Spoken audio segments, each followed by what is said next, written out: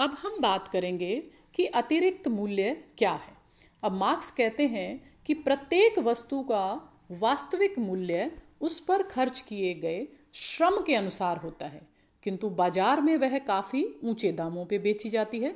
उसे बेचने के लिए प्राप्त होने वाला जो अतिरिक्त धन होता है वो पूंजीपति अपने पास रख लेता है। अब यदि मार्क्स के शब्दों में हम बात करें तो मार्क्स के शब्दों में अतिरिक्त मूल्य उन दो मूल्यों का अंतर होता है जिसे मजदूर पैदा करता है और जिसे वह वास्तव में प्राप्त करता है। मार्क्स आगे कहते हैं कि यह अतिरिक्त मूल्य वस्तु श्रमिकों के श्रम का परिणाम होती है। क्यों? क्योंकि श्रमिक मेहनत करता है। ठीक है। अतिरिक्त मूल्य के सिद्धांत के पक्ष में एक निम्नलिखित मार्क्स ने एक सिद्धांत दिया है जिसको हम कहते हैं मजदूरी का लोह नियम या आयरन लॉ ऑफ वेजेस। ये बहुत इंपॉर्टेंट है आप सभी के लिए। इसको आप समझिए कि मजदूरी का लोह नियम क्या होता है। मार्क्स के अतिरिक्त मूल्य का सिद्धांत जीविका योग्य मजदूरी पर निर्भर करता है। अब जीविका योग्य मजदूरी क्या होती है? जीविका योग्य मजदूरी वो होती है कि एक श्रमिक को केवल उतनी ही मजदूरी दी जाएगी जितनी से वह सिर्फ जिंदा रह सके। मजदूर का श्रम एक वस्तु की तरह होता है जिसको बाजार में बेचा और खरीदा भी जा सकता है। और इस तरह क्या होता है कि मानव श्रम का मूल्य वस्तुओं की तरह बाजार के नियमों पर निर्धारित होने लग जाता है। पूंजीपति जो है वो मजदूरों को उनके काम के बदले उतनी ही मजदूरी देते हैं जिससे बस वो जिंदा रहें, कहीं वो मर ना जाए, और गुजारा चलाने के लिए उन्हें दूसरे दिन भी काम पर आना पड़े। यही मजदूरी का लौह नियम कहलाता है। मतलब इस नियम के अनुसार क्या होता है, मजदूर अपना और अपना परिवार का पेट पालने योग्य ही मजदूरी प्राप्त करता है, जिससे क्या है कि पूंजीपति के लिए भावी मजदूरी के रूप में संतानोत्पत्ति कर सके, मतलब और मजदूर भी हो जाएं। ठीक है। अब हम बात करेंगे कि अतिरिक्त मूल्य के सिद्धांत जो है वो एक तरह के यूं मान लीजिए कि श्रमिकों के श्रम का परिणाम होता है।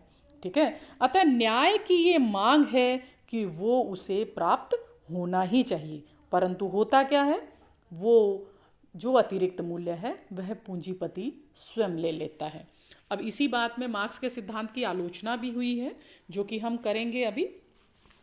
मार्क्स के सिद्धांत की आलोचना पहली जो हुई है वो ये है कि श्रम ही उत्पादन का एकमात्र साधन नहीं है। क्यों? क्योंकि ये मानते हैं कि श्रम को जो है वस्तु के मूल्य का एकमात्र अंतिम निर्धारक तत्व बना दिया जाता है और ये प्रतिपादित कर दिया जाता है कि पूंजीपति जिसे लाभ कहते हैं वही श्रमिक का अतिरिक्त मूल्य है, जो कि तर्कसंगत नहीं है। दूसरी हम आलोचना कर रहे हैं कि पूंजीपति द्वारा किए जाने वाले अनेक व्यय का उल्लेख नहीं। हम ये तो कह रहे हैं कि श्रमिक की मजदूरी ये है, बहुत काम आती है या बिकती है, तो किंतु हम ये नहीं कहते कि पूंजीपति और भी तो चीज़ों पे पैसा लगाता है, माल लाता है, कच्चे माल को जो है वो सही करता है, उसे बेचता है, तो ऑब्वियसली जब वो पैसा लगा रहा है तो उसका उन चीज़ों पर भी अधिकार होगा। नेक्स्ट हमने बात कर रहे हैं कि विनिमय मूल्य का उपयोग मूल्यों पर निर्भर करता है। मार्क्स ने इसमें कहीं पर भी ये सिद्ध करने की कोशिश नहीं की कि जो मूल्य वस्तु में सामान्य है वह उस पे लगे श्रम के अनुसार ही है। उसने केवल इसकी कल्पना की है जिसको कि हम सिद्ध नहीं कर सकते। एक नेक्स्ट आलोचना मार्क्स की होती है कि उन्होंने मानसिक श्रम की उपेक्षा की है। मतलब मार्क्स ने केवल शारीरिक श्रम को ही श्रम माना है, मानसिक श्रम की हमेशा उपेक्षा की है। वस्तुतः क्या होता है, टेक्नोलॉजी है, जो हम मैनेजमेंट करते हैं, व्यावसायिक कुशलता है, इनको उन्होंने नज़रअंदाज कर दिया। नेक्स्ट हम बात करें कि ये जो सिद्धांत है वो अस्पष्ट भी है। मार्क्स ने कहीं पर भी क्या है, वैल्यू और प्राइस की अलग अलग व्याख्या नहीं की है, तो जो एक कन्फ्यूज़न पैदा करता है। नेक्स्ट हम बात करें कि ये जो सिद्धांत है वो विरोधाभास से युक्त है। एक और तो ये कहते हैं कि पूंजीपति लाभ या अतिरिक्त मूल्य प्राप्त करने के लिए नई मशीनें लगाता है, और वहीं दूसरी ओर वो ये भी कहते हैं कि मशीनों और कच्चे माल आदि से कोई अतिरिक्त मूल्य प्राप्त नहीं होता है। तो इस तरीके से एक विरोधाभास की स्थिति आ जाती है। नेक्स्ट हम बात करते हैं, सिद्धांत जो है वो आर्थिक कम और प्रचारात्मक अधिक है। मतलब कहने का ये है कि इसका उद्देश्य पूंजीवादी व्यवस्था में श्रमिकों के शोषण और पूंजीपतियों के अन्याय का प्रचार करना है। तो ये थोड़ा सा मार्क्स के सिद्धांत की आलोचनाएं हुई हैं।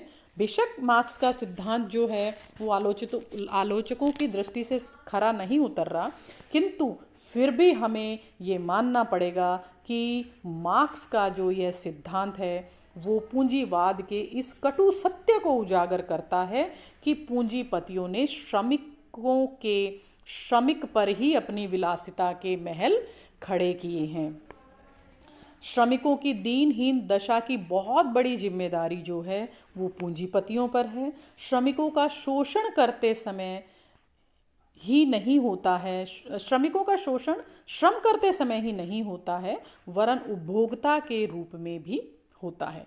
उन्हें वस्तुओं को बाजार की कीमत पर ही खरीदना पड़ता है। जैसे मान लीजिए एक श्रमिक ने एक कुर्सी बनाई है, वो कुर्सी को वो स्वयं नहीं खरीद पाता, उसको उस कुर्सी को बाजार के मूल्य पर ही खरीदना पड़ता है। तो ये स्थिति एक ऐसी हो जाती है जो मालिक और मजदूर के बीच में संघर्ष को पैदा करती है।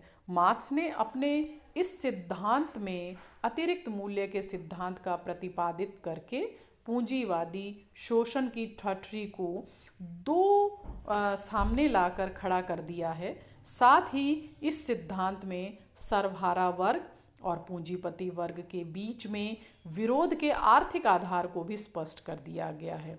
और अंत में लेनिन जो है वो मार्क्स के सिद्धांत को के लिए कहते हैं कि अतिरिक्त मूल्य का सिद्धांत मार्क्स के आर्थिक सिद्धांत की आधारशिला है।